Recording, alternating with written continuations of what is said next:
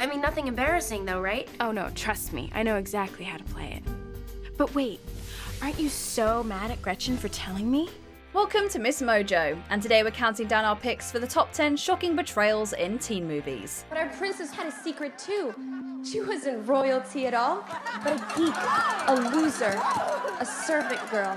For this list, we'll be looking at the most appalling and unforgivable acts of deception or treachery in our favourite teen films. Which teen movie betrayal still has you shook? Let us know in the comments. Number 10, John Tucker's girlfriends find out. John Tucker must die. Imagine you're dating the most popular person at school, and you find out they've been cheating on you with numerous others. What do? Well, a volleyball court seems as good a place as any to battle it out. It's totally on the DL. I mean, not fit to print. I'm dating John Tucker. Hey! Sorry, slipped. But wait, all of you are victims of their betrayal. So why are you all fighting each other? New girl Kate convinces the trio not to get mad, but to get even. It seems to me that if a guy treats you like that... You'd break up with him, blah, blah, blah, blah. But John would have another girlfriend in a second. No, I didn't say break up. I get even. Betrayals are all around here. Of course, the girls' wacky schemes to embarrass their lying and unfaithful paramour feel rather warranted, and the real betrayal has to be John's cheating. Haven't you ever done this before? No.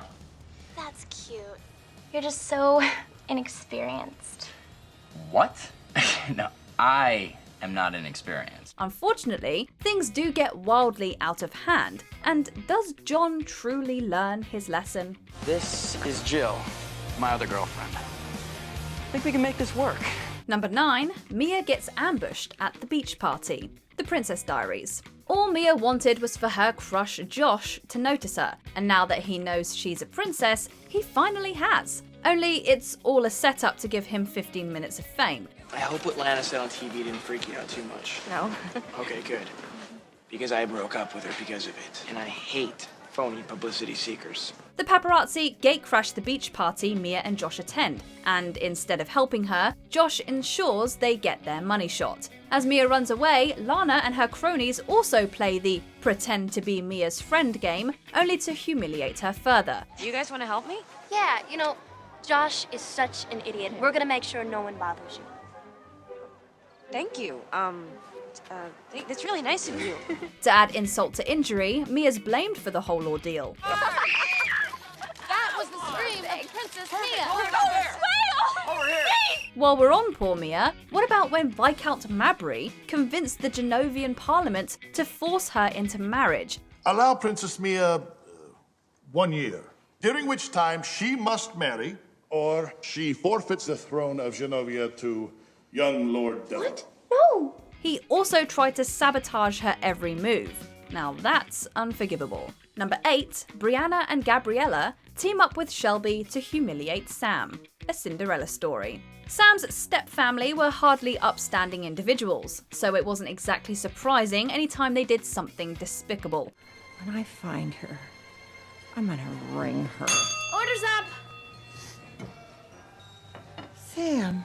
However, Brianna and Gabriella hit a new low when they gave Sam's emails to Shelby so she could publicly embarrass her. It's such a gross invasion of privacy, and Sam's understandably left heartbroken and mortified. I'm scared that you'll reject me, and I've never had a real kiss before.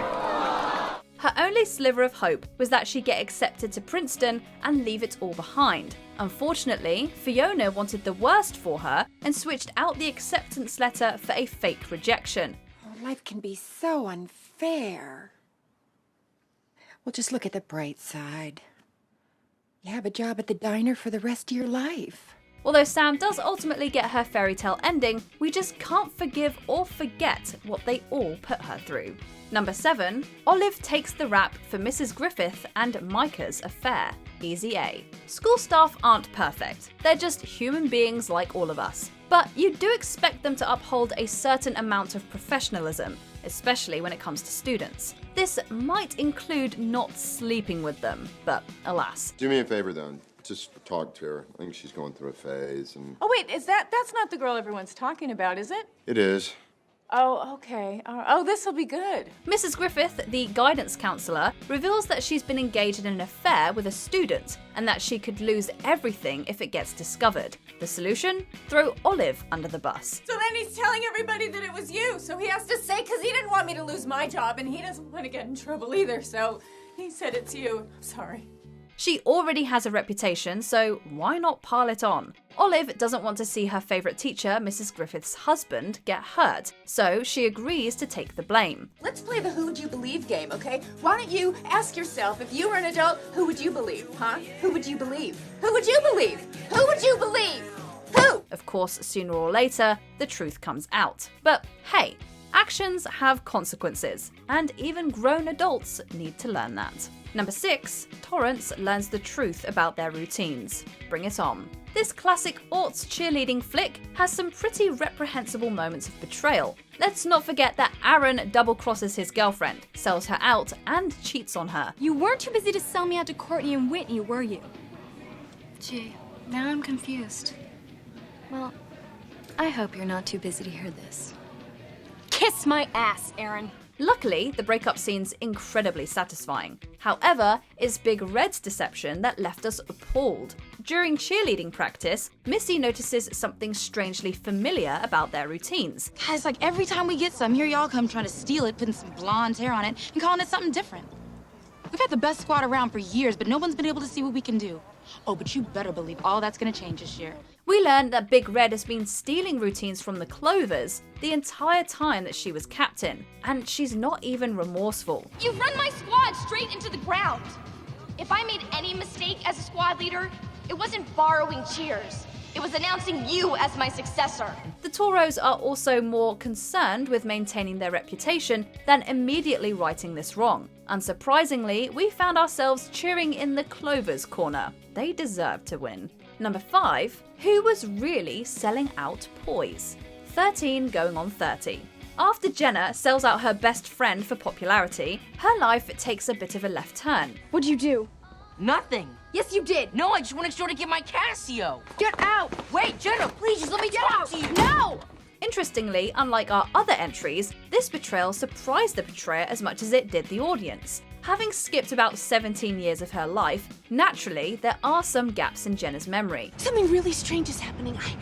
I slept in an apartment I've never seen before, and there was a naked man in my shower, and I saw his thingy. One of them, and this is kind of a biggie, is double-crossing her employer with their competitor. She learns about it from Lucy, who hoodwinks her in return by stealing the editor-in-chief job Sparkle initially intended to offer Jenna. I just wish I would have thought of it. Oh, no. Oh, yes.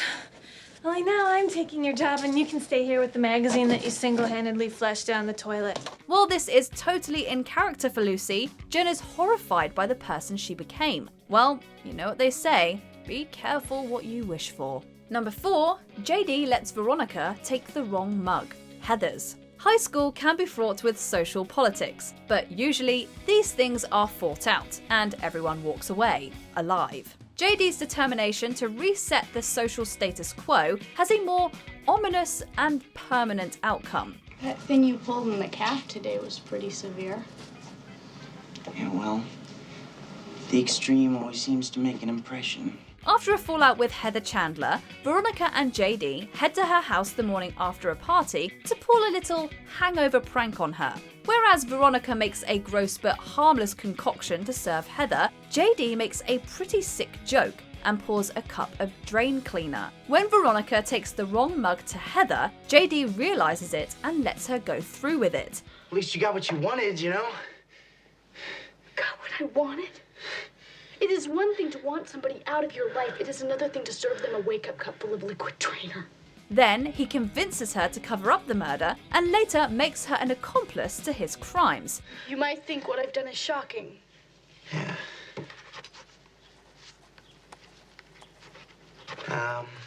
This is not boyfriend behavior, Veronica. Number 3, the bet. She's all that. It's the age-old teen movie trope. Boy and friends bet they can win over and transform the social outcast. $20.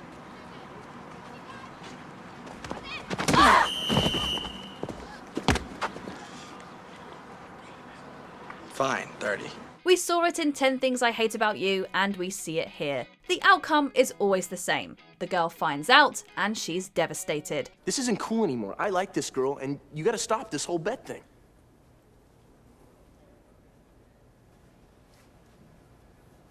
After all, how would you feel if you discovered that the person that you were into was only hanging out with you as a bet? You didn't think you became popular for real, did you? Oh, you did. That's so sweet. Even if they did develop genuine feelings in the process, it's pretty unforgivable. Honestly, we feel betrayed that Zach was even given a second chance. Number 2, Simon gets outed. Love Simon. Coming out is a personal journey, and one that everyone should be entitled to at their own pace. I'm just like you. I have a totally, perfectly normal life. Except I have one huge-ass secret. However, when Martin spots Simon's emails to Blue on a school computer, he uses them to blackmail our protagonist. Later, after embarrassing himself at a football game, Martin directs his anger and humiliation at Simon. So Abby, without further ado, will you go out with me? He shares the emails online to distract his classmates from his mortifying public rejection, outing Simon in the process. No matter what, we think we can all agree that a ginormous red line was crossed here. I'm supposed to be the one that decides when and where and how and who knows and how I get to say it. That's supposed to be my thing. And you took that away from me. Outing someone is deplorable and totally unforgivable. Before we unveil our top pick, here are a few honourable mentions. Regina gets back with Aaron, Mean Girls, the catalyst for the plan to take down the plastics. She's my friend, so just promise me you won't make fun of her. Of course I'm not gonna make fun of her. How could Janice hate Regina? She was such a good... Charlie kisses Sam, the perks of being a wallflower.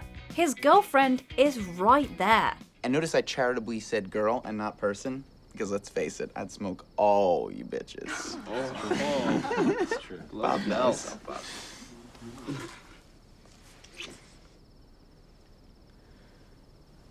The prom flashback, never been kissed. Josie's high school prom was a night to forget. Hi, Billy!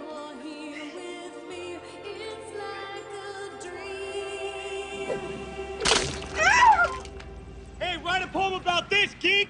Emma's inclusive prom gets sabotaged. The prom. She's deceived by the entire school, and Alyssa breaks her heart. We gave her a prom. You did what? Wait, no. I got texts from kids at school. Everybody said it was here. And they were lying to you. Secrecy and cover-ups. Jawbreaker. A lot of betrayals go into covering up a murder. I know what really happened, Courtney.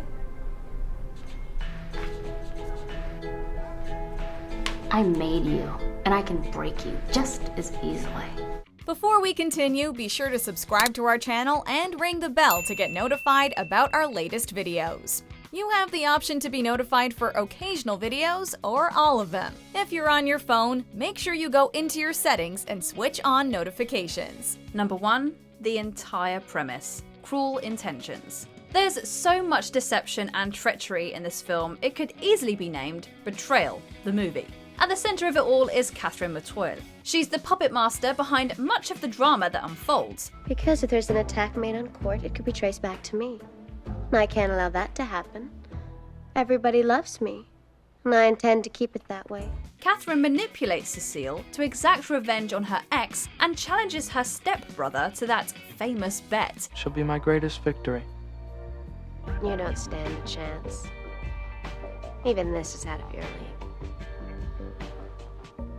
Care to make a wager on that? Not that he's totally innocent either. Sebastian convinces Annette to have sex with him and then tosses her aside after Catherine reminds him what's at stake. You mean nothing to me. You were just... You were just a conquest. You're such a coward. Look at yourself. Arguably, the most shocking moment is when Sebastian discovers that Catherine has just been playing him all along. You're just a toy, Sebastian. A little toy I like to play with. It all ends in tragedy when Sebastian gives up his life to save Annette. At his funeral, the betrayer becomes the betrayee, as her transgressions are exposed. Do you agree with our picks? Check out this other recent clip from MsMojo. And be sure to subscribe and ring the bell to be notified about our latest videos.